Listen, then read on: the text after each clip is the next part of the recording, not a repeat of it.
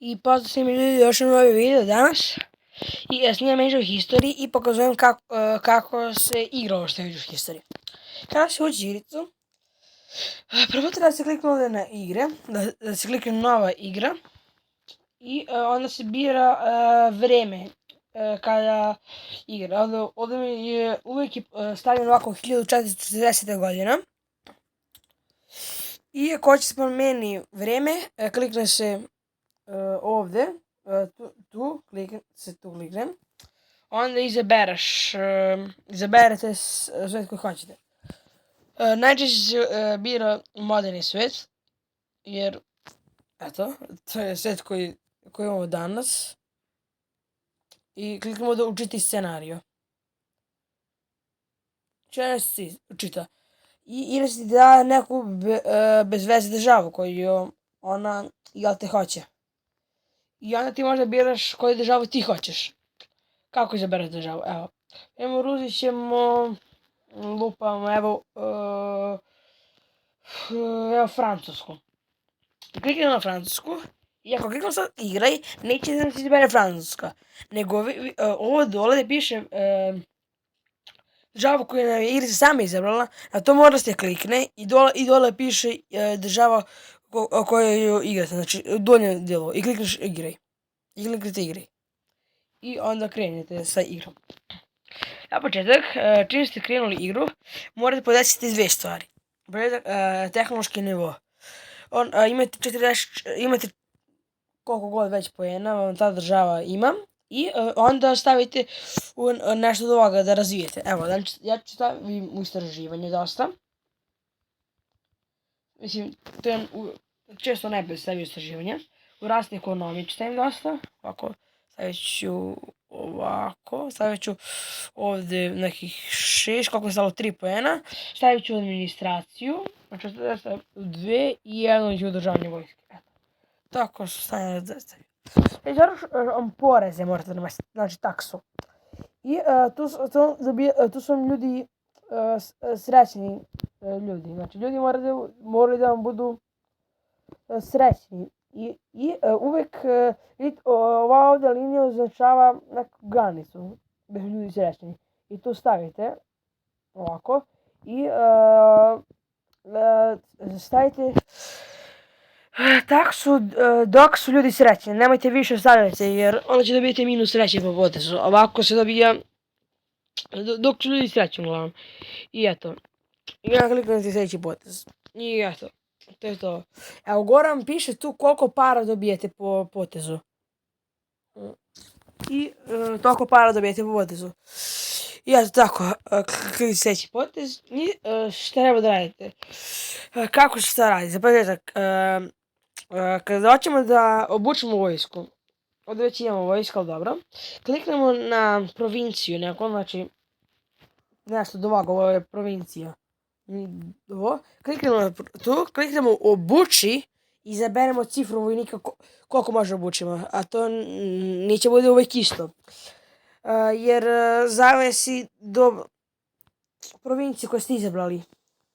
Da li je to vaša provincija ili ako ste osvojili neku državu, onda nemate vojnika jer to nisu vaši ljudi. Ako ne simulate, to nisu vaši ljudi još. Eto.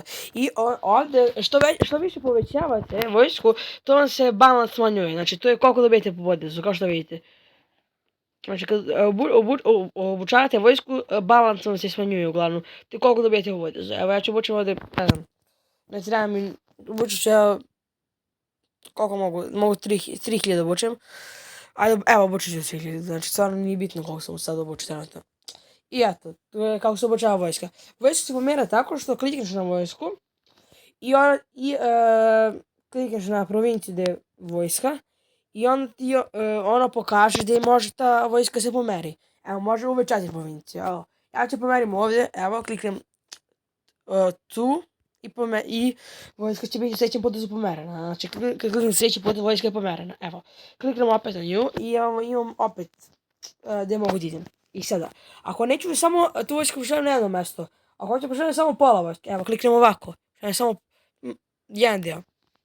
Ili ako, i tako možete, na primjer, tu ratujete protiv nekog i hoćete da postavite jedan dio tu, jedan dio tu, jedan dio tu, na primjer.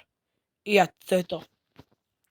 Sljedeća stvar što je bitno je poboljšavanje odnosa sa drugim državama, znači diplomatije uglavnom. Kako to radite? Dođete do neke države s kojom hoćete nešto da radite u diplomatskom slučaju. Evo, sad ću klikam na Nemačku. Klikam, gore piše diplomatija.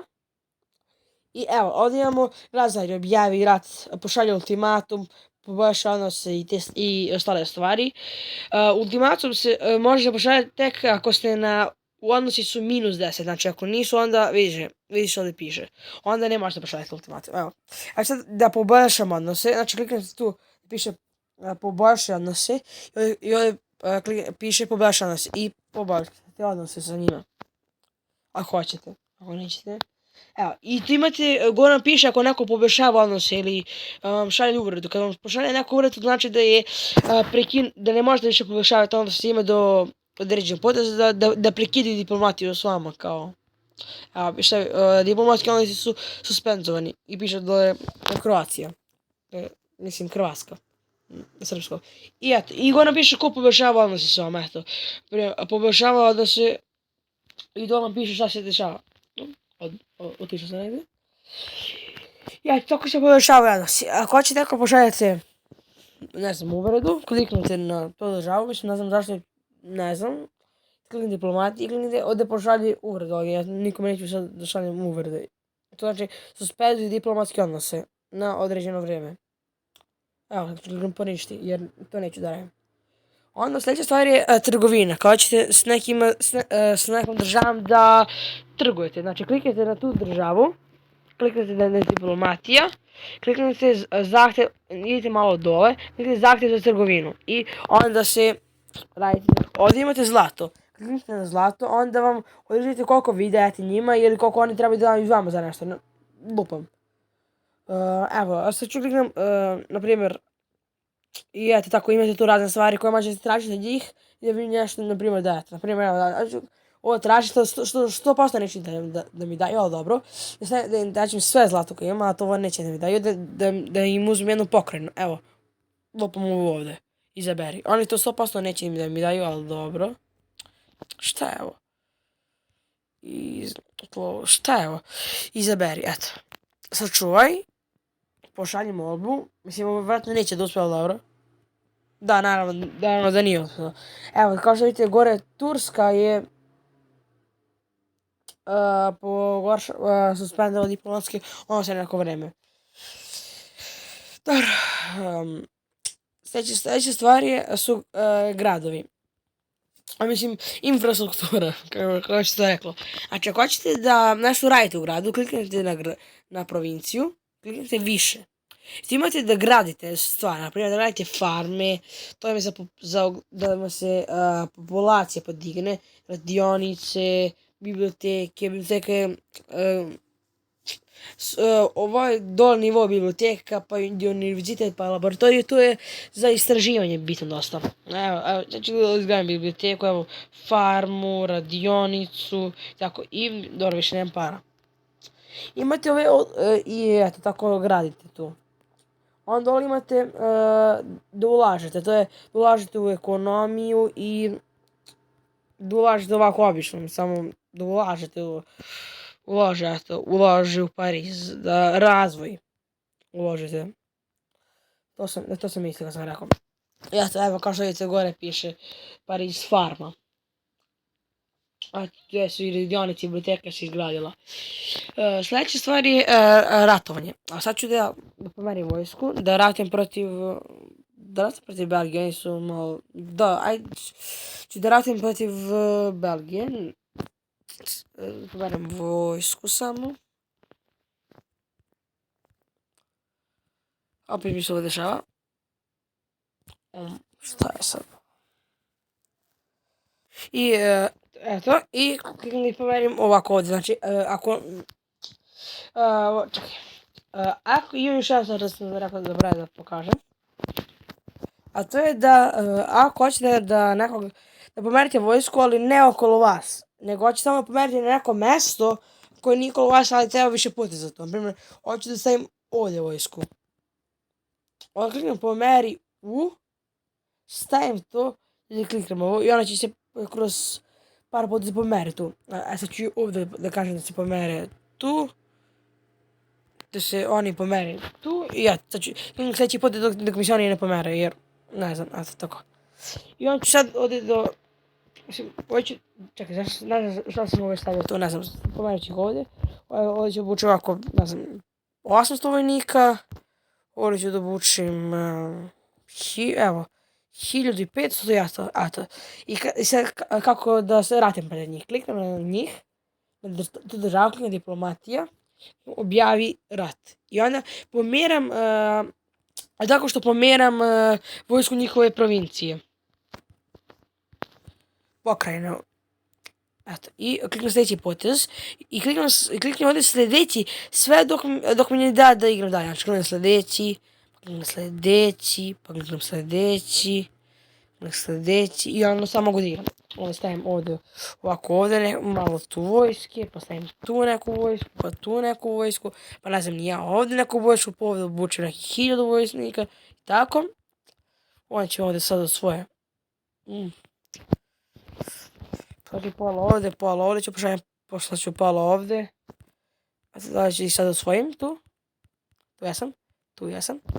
Ću da ih napadnem ovdje. Stavit ću ovdje malo vojske, ovako, čisto se ima tu vojska malo. Ali ima i tu malo sad nešto vojnika. Potrašili su. Znači onda pošaljem njih tu. I eto to je to, znači sad ih osvojio. I kako sad im uzmu teritoriju? Evo, gore piše plus 100, mislim, tu piše koliko ste ih osvojili, koliko ste u plus ili u minus ako oni vas napadnu. Oni vas više osvoje nego što oni vas osvojaju dosta dobro. I tu piše plus 100, njihova zastava i piše polar vatra. Kliknete na to, kliknete mirovni pregovori i onda imate, kao što vidite ovdje, vaše poene. I onda onda imate neke stvari, to je kako vazalizacija, rat, mnoštiti i to. I sad imate tu, ima 36 pojena. I samo da ih uzmem sve. A neki put neće moći da im uzmete sve, ali... Dobro. I ovdje imate primirje. To je koliko vam poteza treba primirje, evo možete 70, najmanje 35, najmanje 30, a najviše 75 poteza može vam traje primirje. Eto. I uglavnom, evo, sad stavit ću da, jer to primjer namještite ako napravite neku državu i ne možete da uzmete cijelu, znači možete samo na primjer pola, onda stavite najmanje primjerje, jer imate dovoljno vojske da ih sve usvojite, stavite najmanje primjere, čekajte prođe 30 potez i opet ih ne padnete. Ali ovako nije bitno jer više ova država ne postoji, pa ću stavim evo, sad ću 50 poteza, jer stvarno mi nije bitno, jer više ne postoji Belgija. Ja sam sad završio. I eto, vidite, sad je to moje. Da, to bi bilo to za deo ovaj. Onda sada ću pomerim ovu vojsku ovdje. Sad ću kažem zašto. To sam tu vojsku pomerio jer vidite ovdje imam luku. I to je preko vode rat, znači na moru. I njih pošaljem ovdje, ovako. Bukvalno kliknem na njih i oni automatski mi se kreće na tu. Kliknem to i oni mi tu se pomere. Oni sad tu na moru. Znači u tom moru nekom. I mogu da pomeram dalje. Naprimjer, hoću da se bijem. I sada, ako hoću da pomeram dalje, mogu samo da kliknem na njih pa da kliknem negdje dalje. Moram kliknem ovdje pomeri u i da pomerim gdje ja hoću da pomerim. Ovdje, pa ovdje, pa tamo, pa mogu da pomerim gdje hoću, mislim. Evo, mogu ovdje pomerim, najde, ne znam ni ja. Znači... Znači ih nigdje pomeram, ali dobro, sad vam pokažem kako to radi. Evo, pomerit ću nekom, oni dolaze, oni će s njim ovdje za 2 poteza. I oni su već to stigli. I sada, kada stvar, znači ih pomerim ovdje. Čekam da pođe par poteza i kad sam s njih... Šta jedna stvar, ako ratite protiv neke države, na primjer, sada ratujemo ovdje protiv ne znam, Nemačke. I hoću da ih stignem što brže do ove provincije ovdje. I brže je bilo, uzmem ovako, da kliknem ovdje po meri U, da kliknem na tu provinciju i da kliknem ovdje plus, ali jer ja ne ratim protiv njih, ja ne mogu da pomerim u tu provinciju. A da bi ratim mogli samo ovdje po meri U, da kliknem ovdje i ona mi samo krenula preko mora jer je bliže to nego da idem ovdje da prelazim sve, razumijete? Evo sad ću kliknem po meri U da ih pošaljem, ne znam, evo ovdje kod njih. Evo će oni to dođu za par poteza. Evo došli su. A ću njih da kliknem da mi dođu ovdje. Će mi oni tu dođu. Došli su mi, super. Sve je u stvari asimilovanje. Znači to je kada vršiš rat i piše ti ovdje ovako, malo stabilnost asimiluje pokrajinu da bi povećao. Onda to mora da simuluješ pokrajinu, jer onda su to njihovi ljudi tu. Eto, sad ću da obučem da vojsko. Samo mogu 300 vojnika u nekoj ovdje pokrajini koja je bila još moja. Mogu da učem 4000 lupom. Tako, kliknete na pokrajinu kliknete na više. Ne, ja sam kliknuo, kliknete na više. I idete malo dole, kliknete ovdje asimiluj. I onda kliknete ovdje, ne potvrdi ovo ovako. Mislim, možete to, možete samo jednu pokrajinu, ali brže je da kliknete više, da kliknete asimiluj, da kliknete ovdje potvrdi sve dok može. Sve dok imate dovoljno poena za asimilovanje. Sve dok imate dovoljno poena, sad se sve asimilovalo, mislim. Što mi treba, ovdje je 100%, to ne može da asimilovalo, evo, da, sve sam simulovao, ok. I onda, to je proces simulacije, kad se simuluje, onda je veliki procenat, eto. A to je to. A ja ću napadnem ovaj ovdje, Luxembourg City, Luxembourg da ban uglavnom. Evo, kliknem ovdje na njih, oni su nešto mali, ja znam da je dovoljno vojske za njih, jer su mali, ali oni obično imaju dosta vojske da bi se odbranili od velikih sila. Hoće ih padno. Tako. Hoće što ovdje 5000, 200, ovdje ću 75, ovdje ću, znači samo bez veze malo. Oni će da me tu naravno svoje. Ali oni će da padnem ovako njih ovdje. I oni će da me sad tu svoje svojih malo vojske, ali nema veze, briga me. A ću da ih sve jedno osvojim. Evo, svoje sam i sad ću samo kliknem ovdje, mirovni pregovori, kliknem uzmem to i to je to. I eto ljudi, sljedeća stvar je savez. Znači kada hoćeš nekim da uđeš u savez, evo, na primjer, daću primjer Srbiju, diplomatija, klikam, i onda mora puno i savez. I eto, ova ovdje ledina na sredini je vjerojatnoća uspjeha. Znači ovdje piše vjerojatnoća uspjeha mala, jer nisam nešto specijalno dobrim odnosima s njima i to. Dobro, kad pređe tu liniju, onda piše vjerojatnoća uspjeha velika i klikneš pošalje molbu, vjerojatnoća uspjeha je velika i oni će da budu u savezu sa tobom. Eto, to je primjer. Imamo sljedeća stvar je pakt o napadanju. Kada se nekim hoćeš da stvoriš pakt o napadanju, klikneš pakt o napadanju i pošalješ molbu. Na koliko hoćeš potez, mislim, možda nema poteza ako hoćeš, ali ne znam zašto bi to uradio. Evo, 40 poteza, pošalji molbu. Evo, da prihvate. Pa prihvatili su. Stvari, odbrambeni pakt. Znači, formirani odbrambeni pakt. To je pakt, kad klikneš to je da se vi da ako neko vas napadne, da oni koji s vama imaju odbrambeni pakt, da moraju da vam pomognu. Ili obrnuto, ako neko njih napadne, vi morate njima pomogati. Ja sad ću pošaljem zahtjev, ne znam da se prihvate, mislim da neće, to sam i rekao. I da, evo, sad je minus 22 i mogu da im pošaljem ultimatum. Naprimjer, evo, postiću 4000 jedinica i zahtevam, evo, 2 pokrajine. Mislim, ja neću da to radim poništi. Neću šaljem ultimatum, ali dobro, evo. I eto. I bitna stvar je da ne napadate, da samo ne napadate, nego da malo razvijete državu, ovako vojsku, vojnike, to da razvijete nešto malo i to. I sljedeća stvar što nisam rekao, što je jako bitno je da ovdje imate stvari povećavate, znači povećavate troškove za robu, za istraživanje, za investicije, ono ću malo povećam istraživanje jer je istraživanje jako bitno. I eto. I tako. Da sam nešto zaboravio. Mislim da nisam ništa. Sam sve rekao. Ću vidim. Sljedeća stvar je to da na diplomatije neke države imaju svoju neku veću državu.